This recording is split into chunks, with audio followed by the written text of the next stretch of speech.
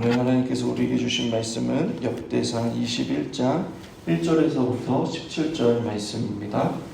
역대상 21장 1절에서부터 17절 말씀 합독하겠습니다. 시작.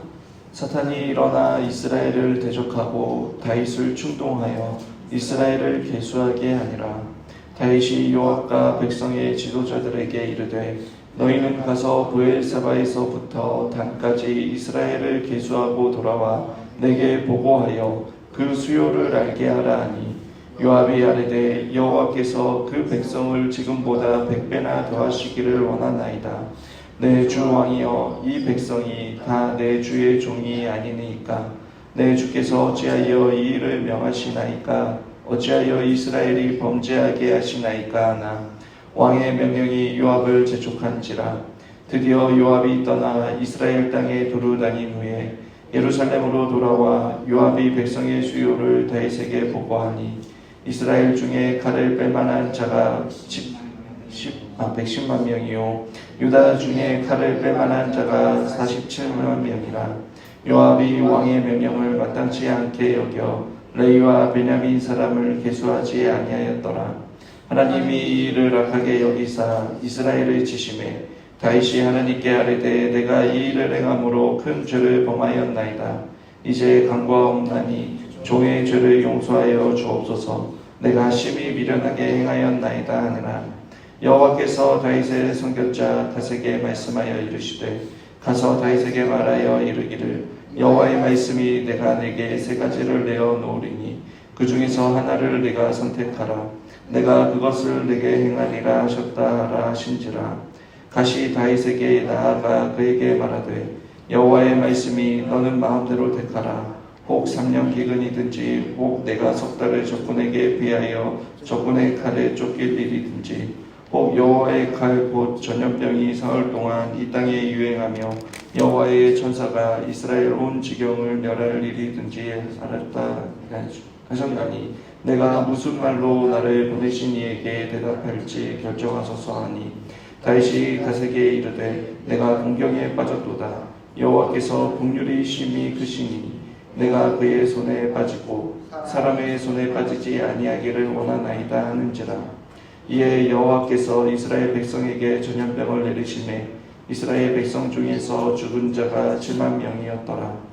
하나님이 예루살렘을 멸하려 천사를 보내셨더니 천사가 멸하려 할 때에 여호와께서 보시고 이 재앙 내림을 뉘우치사 멸하는 천사에게 이르시되 족하다. 이제는 내 손을 거두라 하시니 그때 여호와의 천사가 여부스 사람 오르난의 타작 마당 끝에 선지라.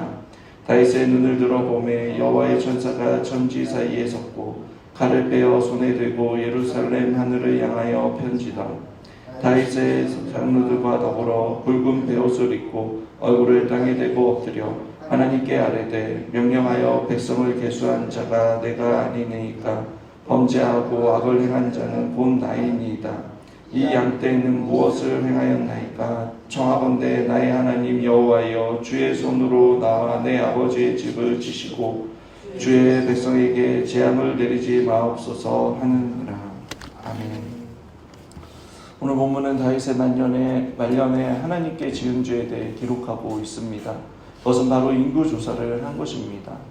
인구조사 그 자체는 죄가 아닙니다. 하나님께서는 모세에게 명령하여 2번이나 인구조사를 하게 하셨습니다. 보편적으로 고대 사회에서 인구조사를 하는 목적은 전쟁 준비와 과세 때문에 하였습니다.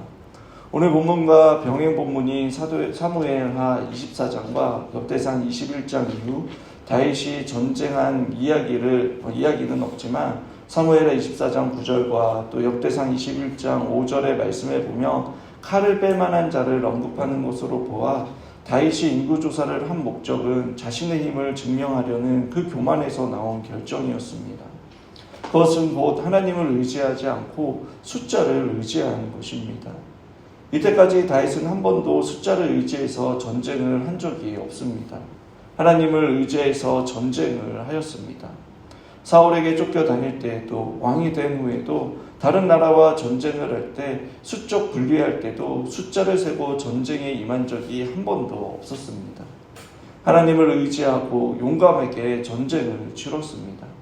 왜냐하면 그는 누구보다 하나님이 이스라엘의 진정한 왕이라는 것을 잘 알았기 때문입니다.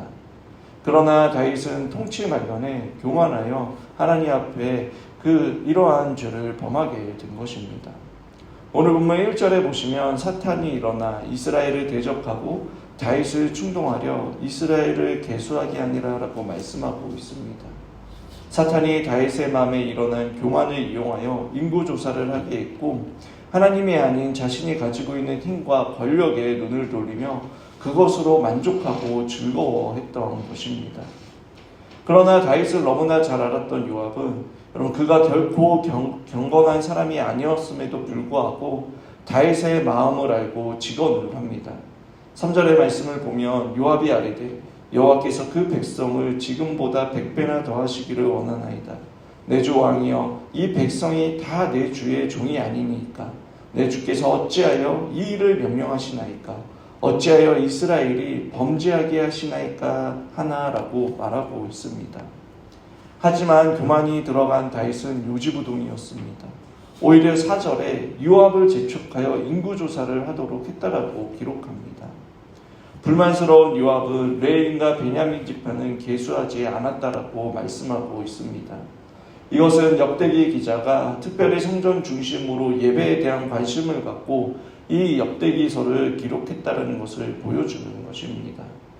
왜냐하면 당시 기브온의 성막과 예루살렘의 벽계가 베냐민 지파의 영토에 있었는데 요압은 여기에 사는 레인과 베냐민 지파 전체를 빼버림으로 그것을 간접적으로 강조하고 있는 것입니다.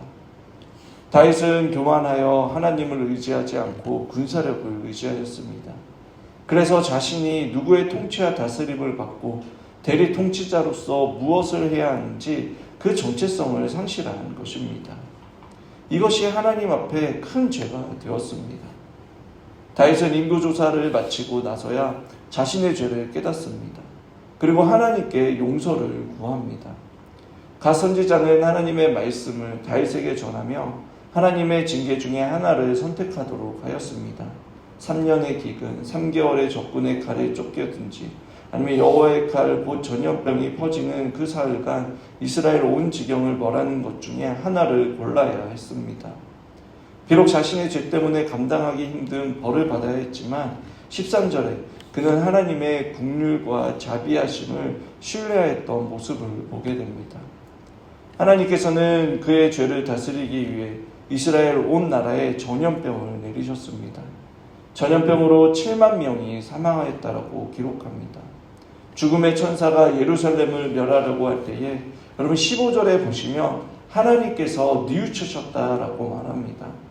여기서 뉘우치셨다라는 번역보다는 하나님께서 마음을 돌이키셨다 혹은 안타까워하셨다라고 번역하는 것이 올바른 번역입니다.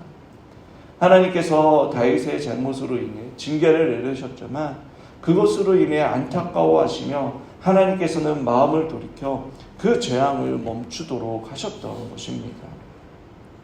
여호와의 천사는 여부스 사라 오르난의 마당에 멈추었습니다.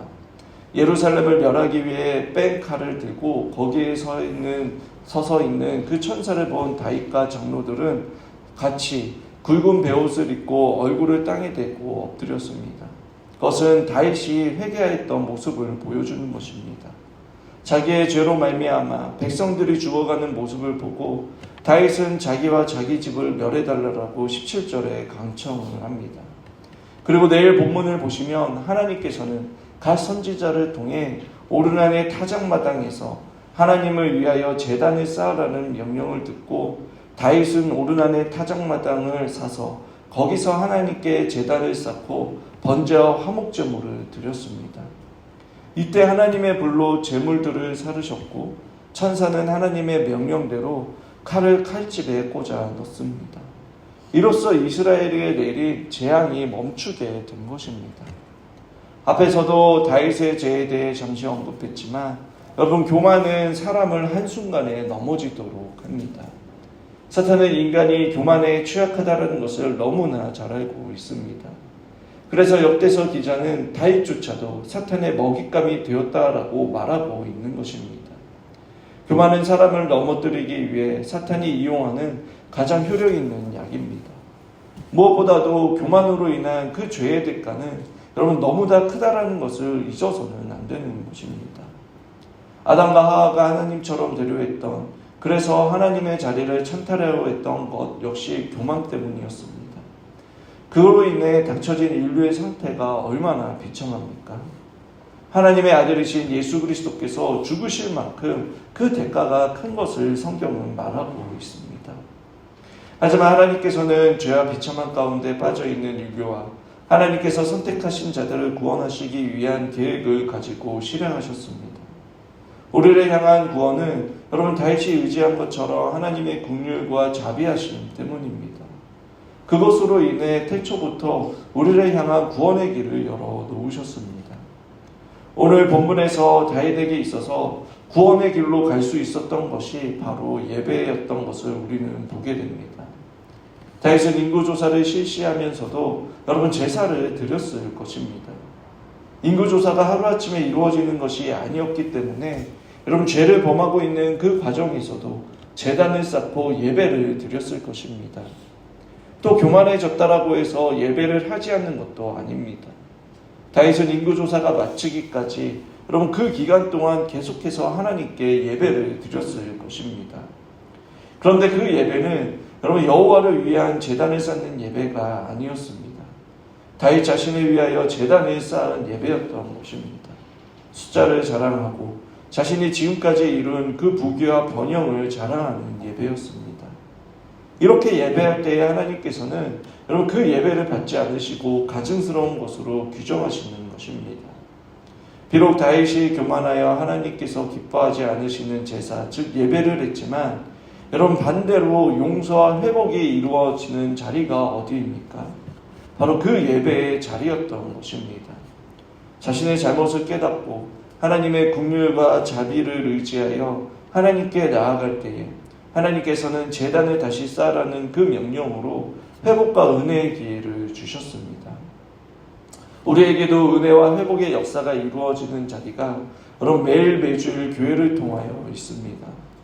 그 자리에서 누군가는 하나님께서 주신 단 한마디의 말씀을 붙잡고 마음에 새기며 씨름하며 그 은혜와 회복의 역사를 경험하는 사람이 있는가 하면 그 마음이 강팍하여지고 목이 굳어서 하나님의 은혜와 임재를 경험하지 못하는 사람들이 있습니다. 그런 것을 볼 때에 우리 모두는 여러분 사람 앞에서가 아니라 하나님 앞에서 겸손해져야 하는 것입니다. 하나님 앞에 겸손하다는 것이 어떤 의미입니까? 하나님의 말씀 앞에 겸손하다는 것입니다. 아담과 하와도 다윗도 하나님의 말씀에 무지하고 왜곡하고 오해함으로 그 말씀에 벗어남으로 인해 사탄의 유혹을 받고 넘어졌습니다. 경건했던 다윗도 이렇게 쉽게 교만하여 넘어지는 것을 볼 때에 여러분 우리는 어떻습니까? 사탄은 교만으로 수많은 하나님의 사람들을 넘어뜨렸다는 것을 우리는 간과해서는 안 됩니다. 또한 비록 다윗은 징계를 받았지만 끝까지 하나님의 자비하심과 긍휼을 신뢰하고 하나님을 의지했다라는 것이 여러분 많은 것을 생각하게 합니다. 그가 비록 하나님의 마음에 합한 사람이었고 하나님의 크신 은혜를 받은 그러한 사람이었지만 그 역시 죄 앞에서 하나님의 징계를 피할 수 없었던 것이었습니다. 오히려 성경은 하나님의 자녀라고 하면서 그럼 죄 가운데 방치되고 징계가 없다면 그 사람은 사생자라고 말합니다. 징계와 고난이 꼭 우리에게 나쁜 것만은 아닙니다. 하나님께서 우리를 부르시는 확성기와 같은 것입니다. 다윗은 백성들이 죽어가는 그 엄청난 죄의 대가를 보면서 여러분 인생의 말년조차도 정말 많은 것을 배웠을 것입니다. 그리고 하나님께서는 이 사건을 통해서도 여러분 하나님의 구속 역사의 한 부분으로 기념비적인 일이 되게 하셨던 것을 우리는 말씀을 통해 또 발견할 수 있습니다. 그것은 이 끔찍한 죄의 대가가 이루어졌던 그 징계의 장소가 하나님의 임재와 영광을 상징하는 성전의 터가 되게 하셨던 것입니다. 저와 여러분은 여전히 남아있는 죄의 찌꺼기로 인해 영적으로 실수하고 실패할 때가 너무나 많이 있습니다. 문득 떠오르는 죄로 인하여 부끄러움과 수치 또 자괴감과 죄책감에 빠질 수도 있습니다. 그러나 그럴 때에 여러분 그런 우리의 모습을 회복시켜 주시고 그것을 통해 우리를 변화시키고 또 영광스럽게 하시는 그 하나님의 은혜가 임하는 예배의 자리가 우리에게도 있습니다. 하나님의 영광과 아름다움이 임하시는 그 예배를 통해 용서와 회복의 은혜를 누리며 우리의 예배가 하나님의 영광과 임재, 용서와 회복, 사랑과 은혜가 충만한 예배가 되어 하나님께서 이 땅 가운데 교회를 세우시고 우리를 보내신 그 거룩한 목적이 이루어가는 그러한 저와 여러분들이 되시길 주님의 이름으로 축원합니다.